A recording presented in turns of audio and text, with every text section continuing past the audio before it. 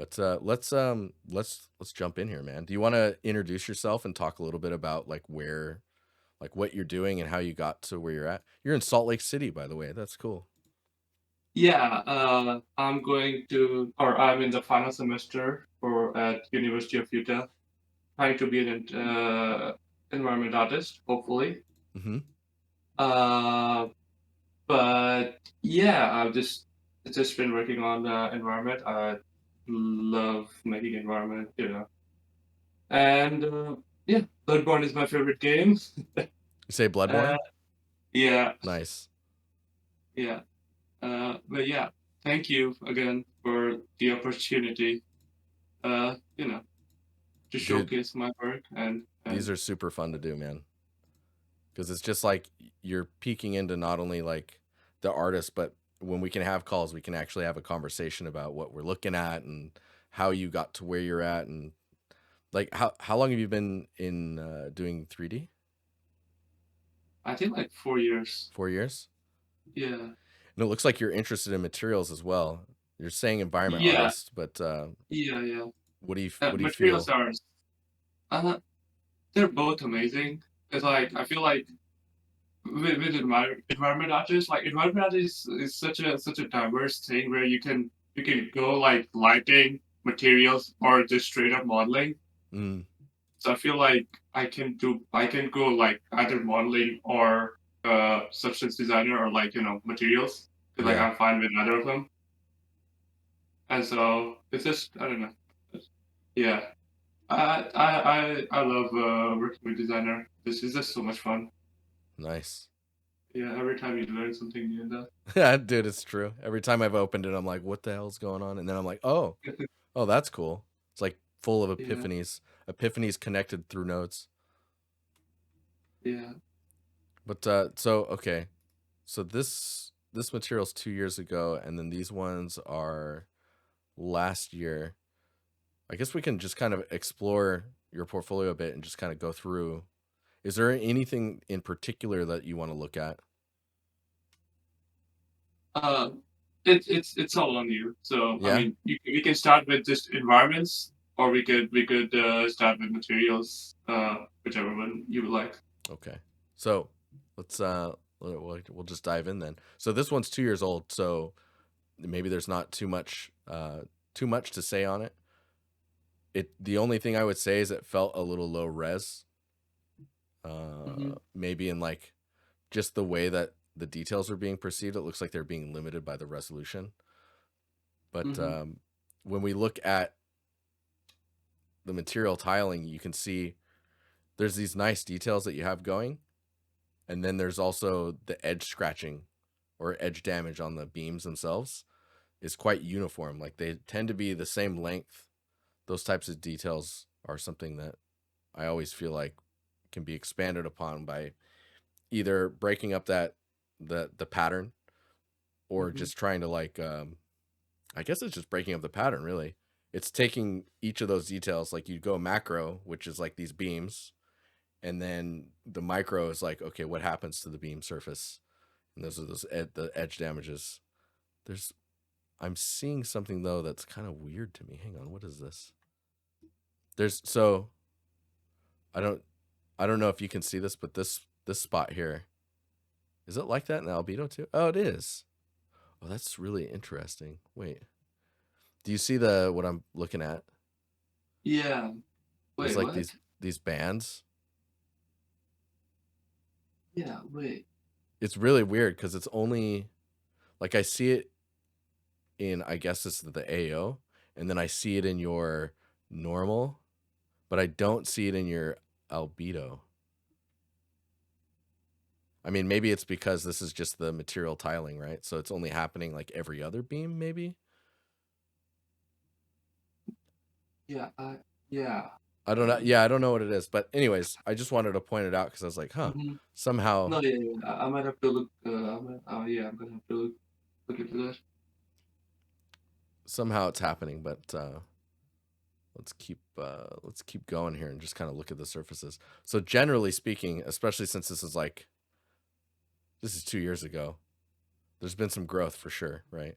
But the material looks really intriguing. This is the type of surfaces that can look really cool, especially when like you have the little concrete stuff creeping through the or like squirting out of the sides, gooing out, if you will. Um, but yeah, this is probably one of the harder materials to take on if this was like your first one. No, yeah. It was a really fun material to actually like Mm, learn designer in because it kind of has so many different elements with like patterns and then stacking stuff on top of each other with like making sure that the height is it's not it's not exaggerated mm-hmm. and it was very fun. But like I think the the Dynasty community and like Josh Lynch's tutorials were like very helpful too. Yeah, And dude. Yeah, that guy's yeah, awesome.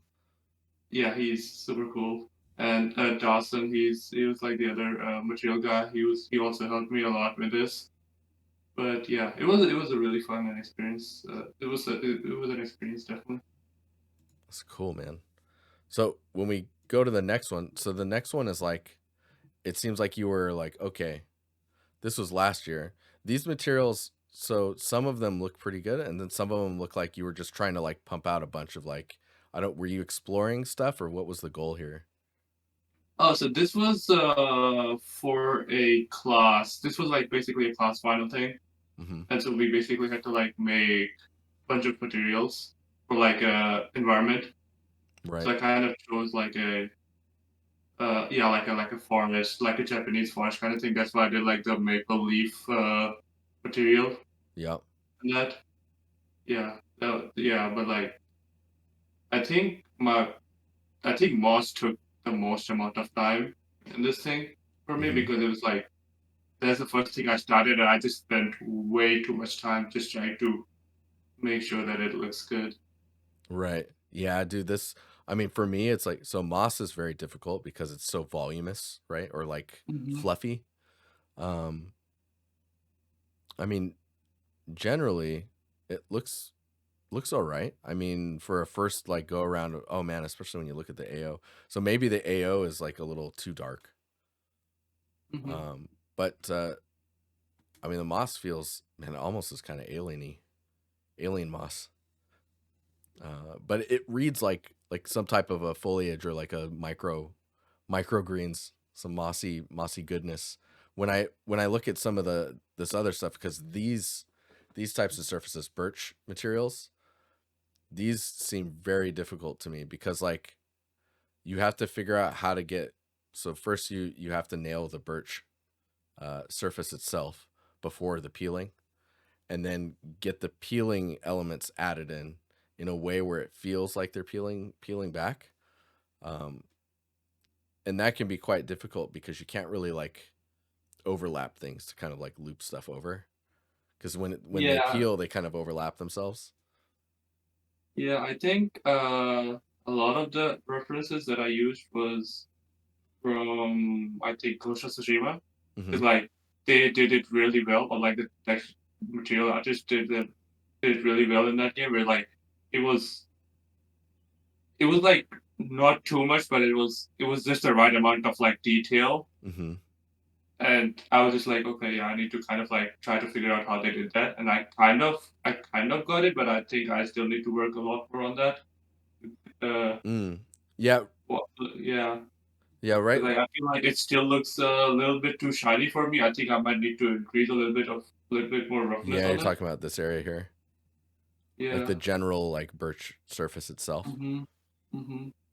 Yeah, I think it's definitely like there's still a lot of room to grow on this type of material, and figuring out or understanding how to like get the details of like when it's peeling, right? Or like getting the bubbled look where you can tell it's about to open and peel, but it hasn't yet.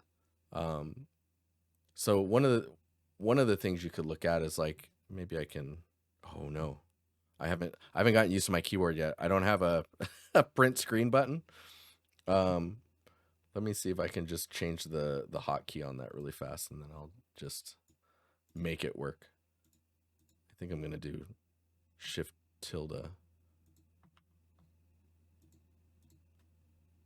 Let's try that. Oh yeah, cool. Okay.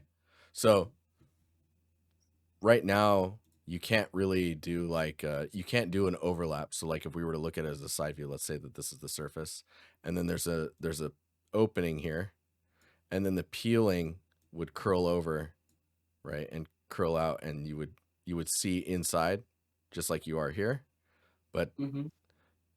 you can't really do this curl. But what you can do is simulate what you're actually seeing. Instead of actually doing the curl, there's this curve here. That's just a rounding, right?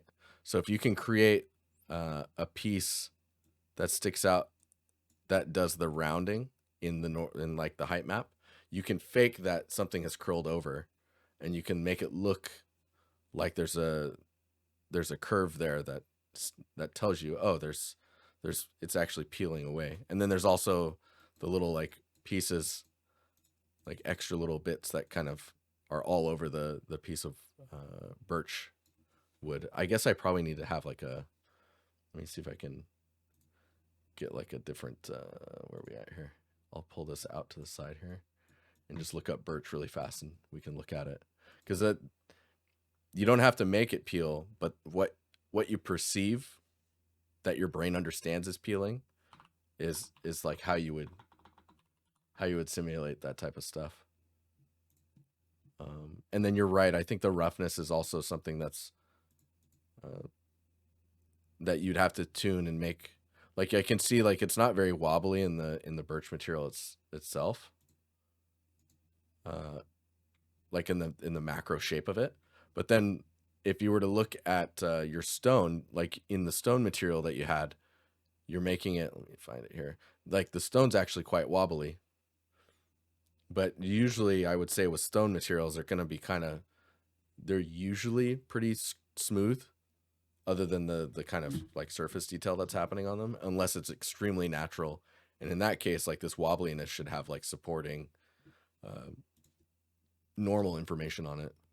I'm still looking for birch birch peels. Oh, here we go. Maybe I can use this image. So this isn't necessarily the perfect image. Open image in new tab. So like this, for example. Oh, you guys just got flashbanged. You can see the curve here.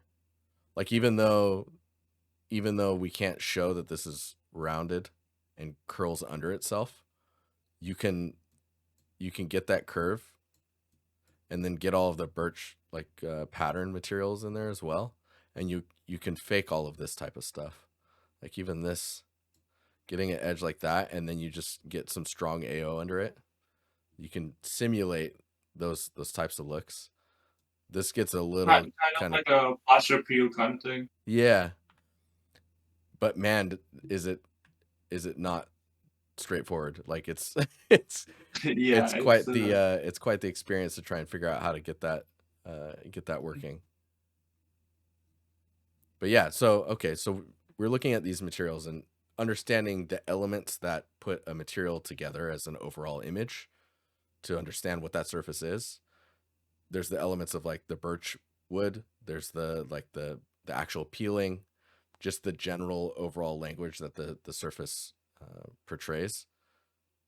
And then and then when you go really extreme, it can break down even further. Like for example, this feels like a really extreme the like little islands. Like, is that America? That kind of almost feels like, almost looks like the Mhm. but yeah, you could see it. It's almost like the ocean's been drained away, right?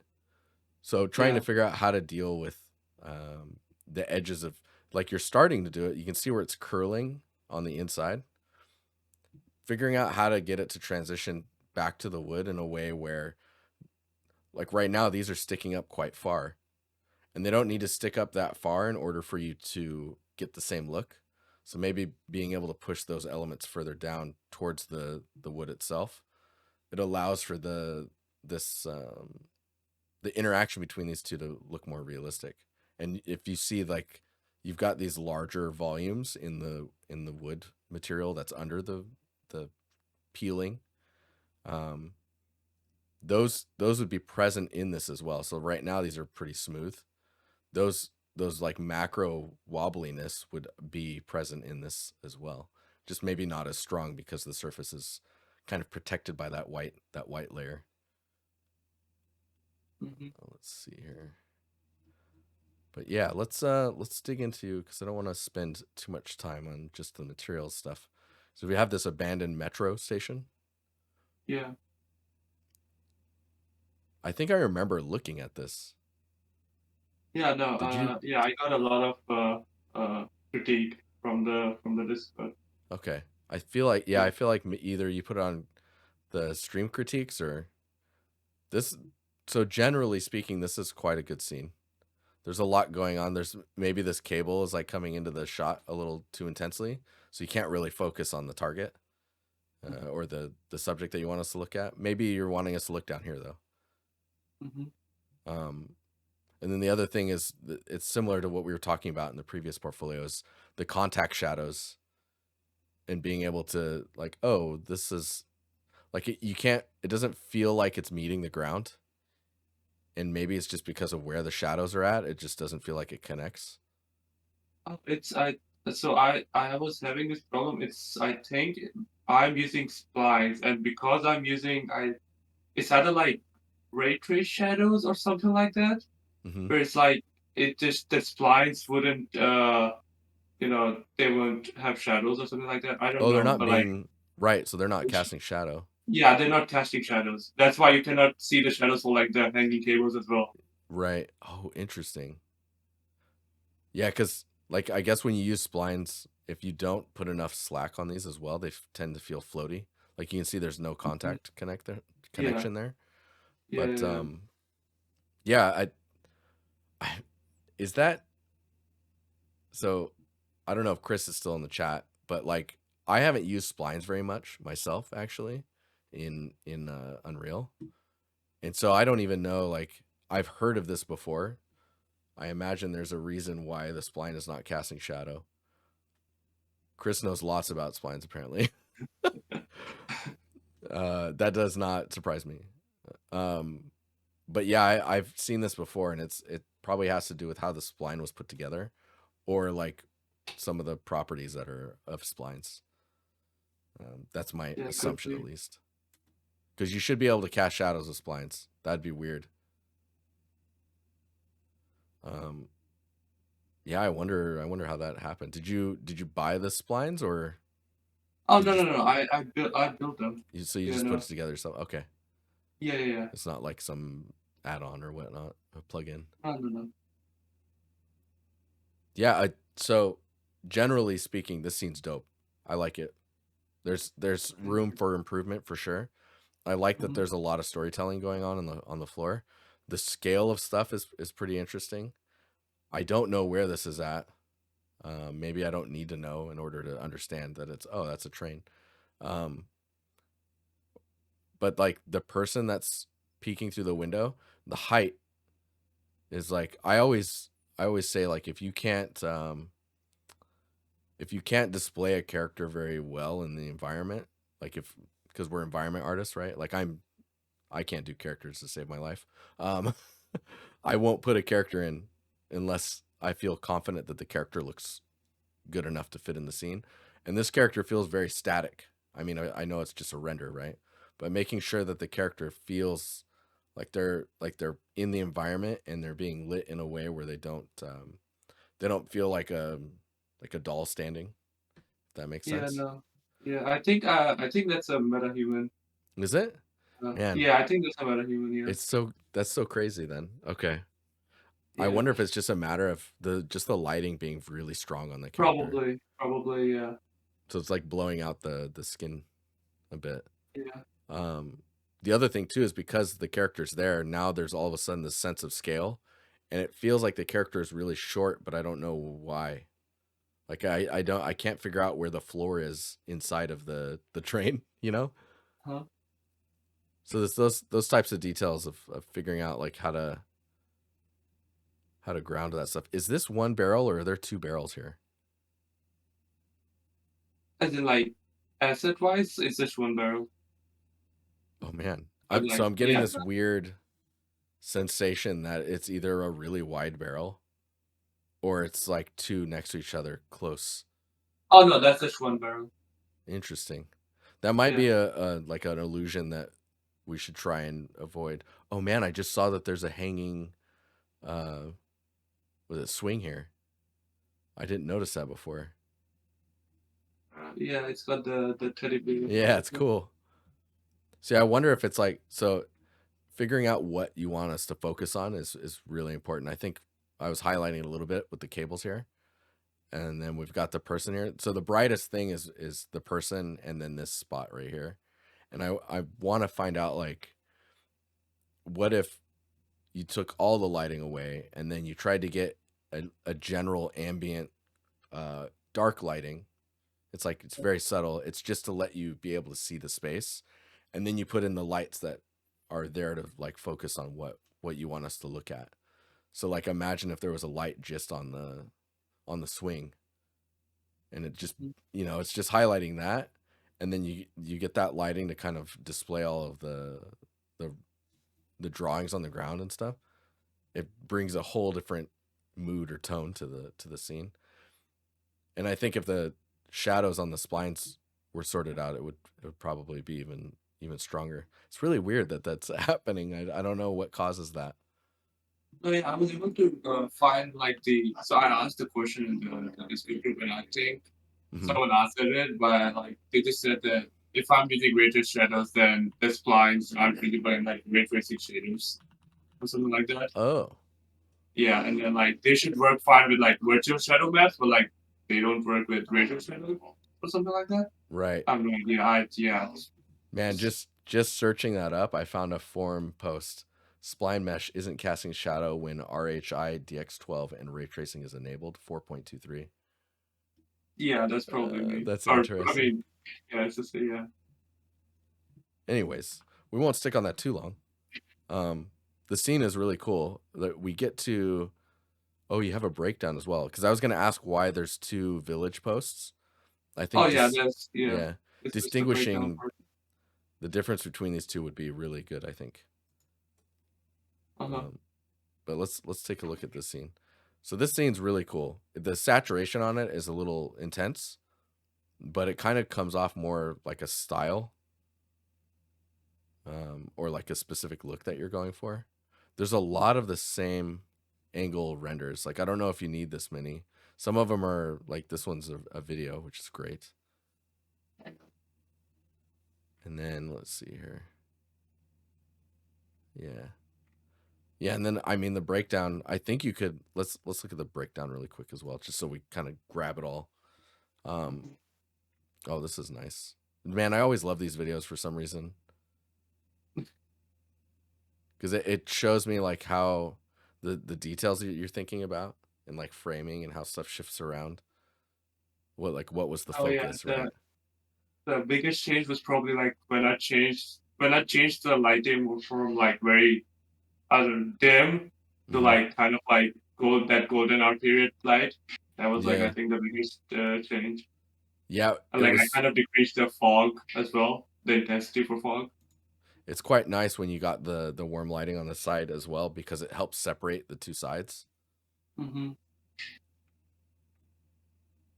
Right? So you've got your unlit. So for for you, you've got a breakdown which is basically like these different render passes, like showing us the detail lighting and the unlit. So your albedo actually it feels a bit bright to me.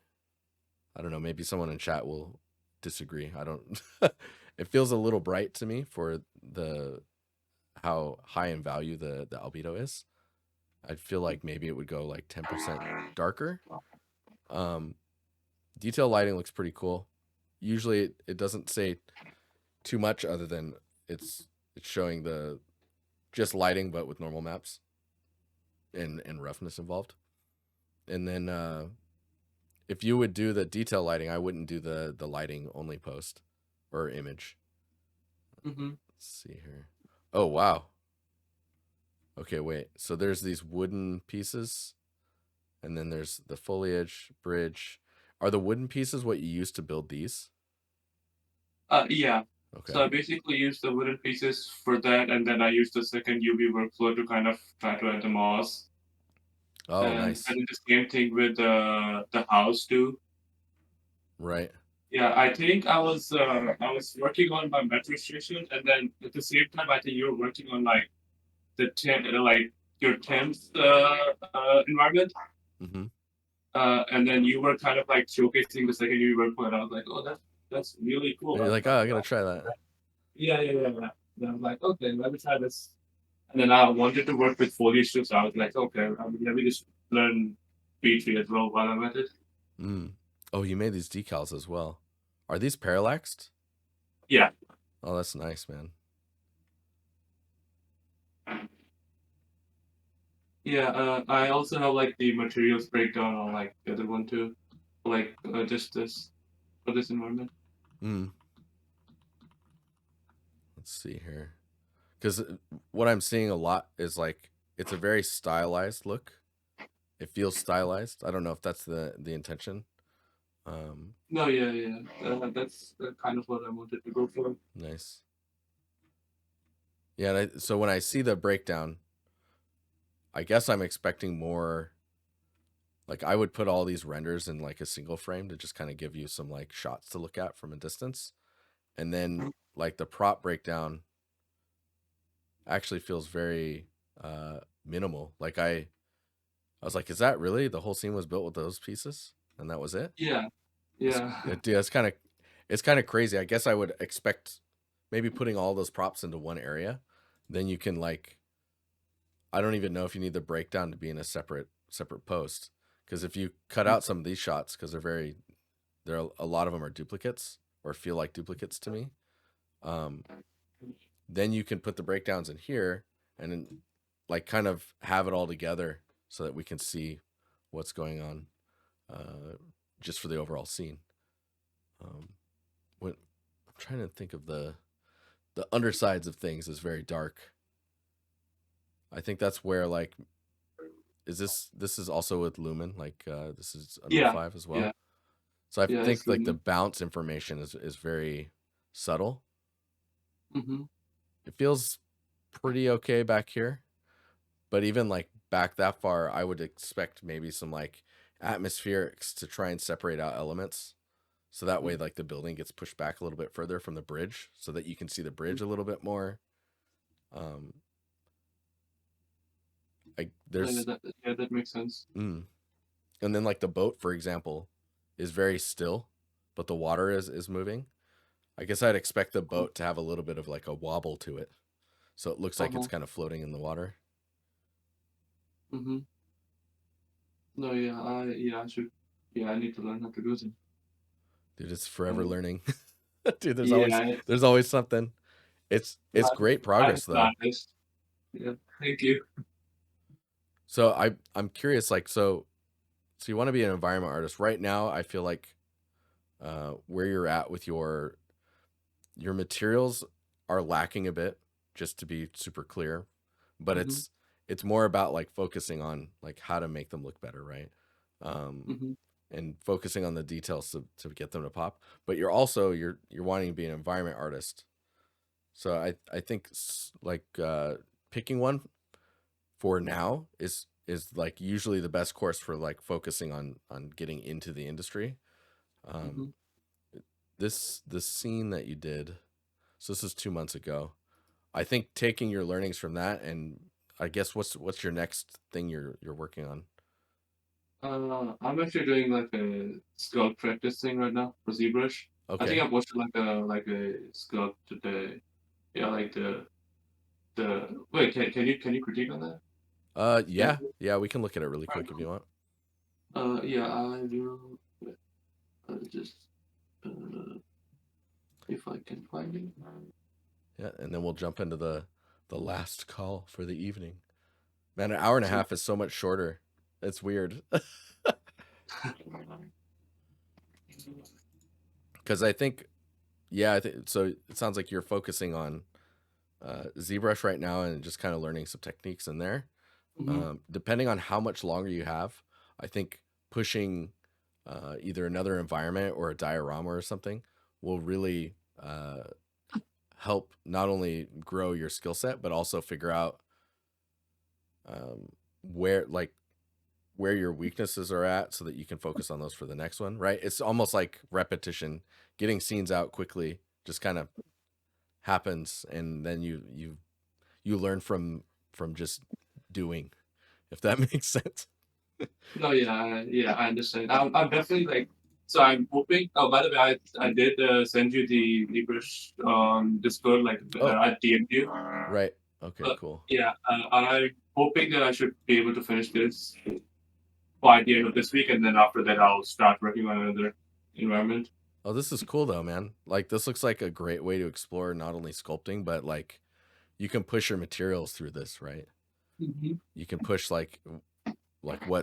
what makes the cobblestone feel better, or the stone pieces, and like how the materials separate between each other through like the PBR values.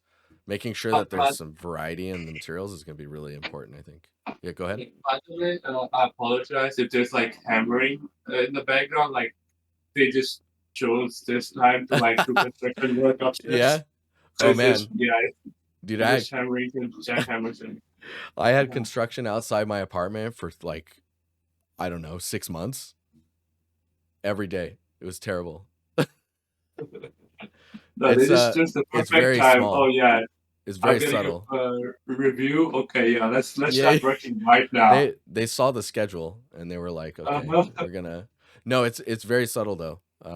We don't really hear it. At least I'm not hearing it. That's nice. But yeah, I mean, this looks like a great next project. Like once you get this all figured out, I guess you're gonna be baking it down and then texturing it.